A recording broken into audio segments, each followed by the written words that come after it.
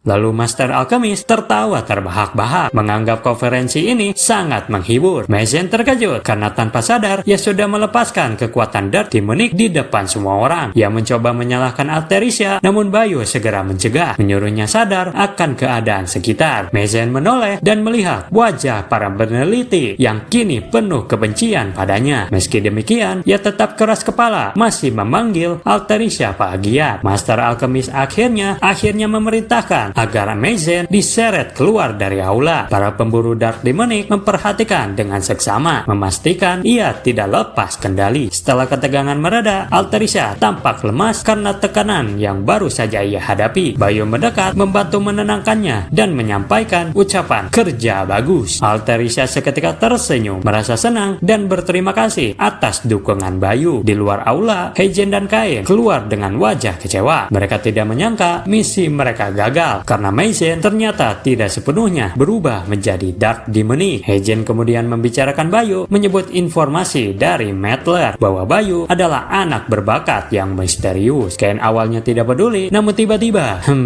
siapa tuh? Dahlah, Kain bingung karena mereka baru saja menggunakan sihir tak kasat mata. Meski kepikiran, Kain akhirnya memilih pergi dan menghiraukan Bayu. Di sisi lain, Maizen merasa kesal kepada Bayu. Ladin mencoba menenangkan Maizen, namun akhirnya memarahinya karena Maizen tidak bisa mengontrol diri. Maizen meminta maaf, tapi Ladin tetap mengusirnya dari pekerjaannya. Meski Maizen beralasan punya koneksi, Ladin menegaskan bahwa itu tidak cukup dan menyuruhnya untuk tidak mencolok karena itu lebih membantu. Setelah Ladin pergi, Maizen semakin kesal kepada Bayu dan bertekad suatu saat akan melakukan hal buruk terhadapnya. Di kereta, Bayu merasa kecewa karena Maizen tidak jadi kesurupan. Jika Maizen kesurupan, Bayu bisa mencegah episode 8 terjadi. Bayu hanya bisa bersabar, namun pikirannya tertuju pada dua orang misterius. Ia tahu orang itu bernama Kain, anggota regu anti-Dark Mage terkuat. Bayu menyadari betapa berbahayanya kehadiran Kain di tempat itu. Saat Altarisha mengantuk, tiba-tiba seseorang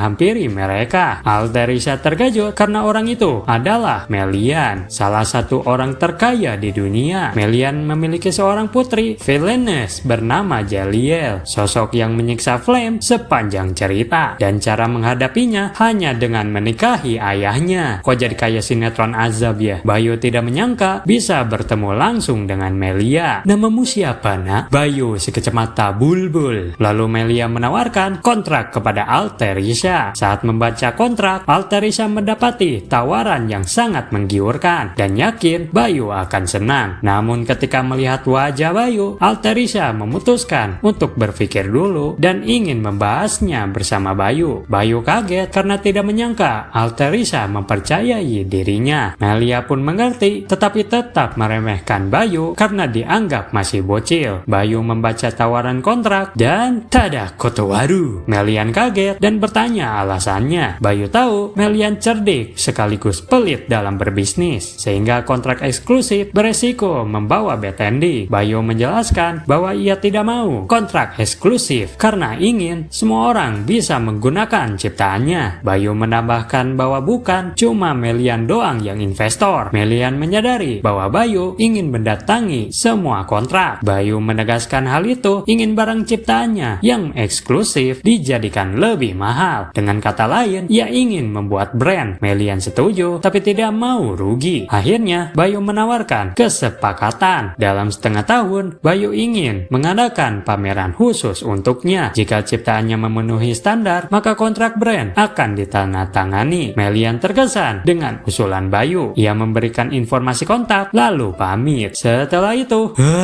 gugup aing, membuat Altarisha tertawa karena tak menyangka Bayu bisa gugup juga. Pekerjaan Bayu selesai, tinggal kembali ke klubnya. Di kelas, Maizen akhirnya diganti. Bayu tahu bahwa alur cerita asli mulai berjalan. Ia berharap bisa menanganinya dengan persiapan matang. Dalam perjalanan, Bayu mendengar pembicaraan soal Altarisha yang semakin ramai, terutama tentang co-author. Bayu pura-pura mendengar agar tidak mencolok di sekolah. Di jalan, ia melihat Yusuf dan Hasele yang tampak menunggunya. Bayu memanggil mereka dan keduanya langsung menyapanya. Aisele bertanya menu hari ini dan Bayu tersenyum. Di restoran, menu kali ini adalah pizza. Aisele tergiur hingga matanya berkaca-kaca, membuat Bayu melihat betapa imutnya dirinya. Bayu memberikan jus acar, namun Aisele bingung cara memakannya. Dengan polos, Aisele meminum jus acar dan ternyata enak. Yusuf juga menirunya dengan cara elegan, membuat Bayu terdiam. Yang benar makannya gini. Bayu lalu memberikan pizza kepada Aisele, tetapi ia memakannya dengan pisau dan garpu. Bayu menjelaskan bahwa pizza dimakan dengan tangan. Aisele menganggap makan dengan tangan agak norak, tetapi Yusuf mencoba dan membuat Aisele terkejut. Akhirnya Aisele ikut mencoba dan saat menggigit pizza, tubuhnya gemetar karena tidak menyangka rasanya begitu enak. Bayu bertanya tanggapannya dan Aisele menjawab sambil mengunyah bahwa makanan ini enak. Yusuf dan Bayu senang mendengarnya, namun di saat itu sebuah kejadian besar akan segera terjadi. Esok harinya, Flame diberitahu oleh temannya bahwa Altarisha berhasil memecahkan masalah teknik persilangan mana alkimia. Lah langsung pergi. Flame tahu bahwa semua ini sebenarnya berkat Bayu, meski ia tidak mengerti bagaimana Bayu bisa memecahkan formula tersebut. Padahal ingatan Bayu sudah terhapus karena kembali ke masa depan. Dalam perjalanan, Flame bertemu Jeremy yang ingin mengajaknya bergabung dalam satu tim. Flame menolak, menyuruh Jeremy untuk bermesra-mesraan dengan orang lain saja. Bukannya kesal, Jeremy justru semakin tertarik pada Flame. Flame kemudian melihat laporan latihan kali ini, yaitu ujian personal gate. Ujian ini lebih menekankan pada teka-teki, dan personal gate sendiri adalah salah satu alur cerita penting dalam novel. Flame bertekad untuk tidak bergantung terus pada Bayu, serta berusaha mencegah adanya korban jiwa dalam alur cerita ini. Di sisi lain, Bion sedang ngopi. Saat suasana santai, temannya tiba-tiba membahas Altarisha dan koautor dari Akademi Stella. Bion menyadari bahwa koautor tersebut adalah Bayu, dan ia bertanya-tanya mengapa Bayu tidak mencantumkan namanya. Chola hanya ingin memberikan penghargaan kepada Altarisha. Pernyataan itu membuat Bion curiga. Apakah Bayu memiliki perasaan pada Altarisha? Seketika Bion meninggalkan pesta teh dan membuat teman-temannya heran. Walah cemburu neng. Saat diliputi rasa cemburu, Bion bertemu dengan Hong Siwa, kakak tirinya.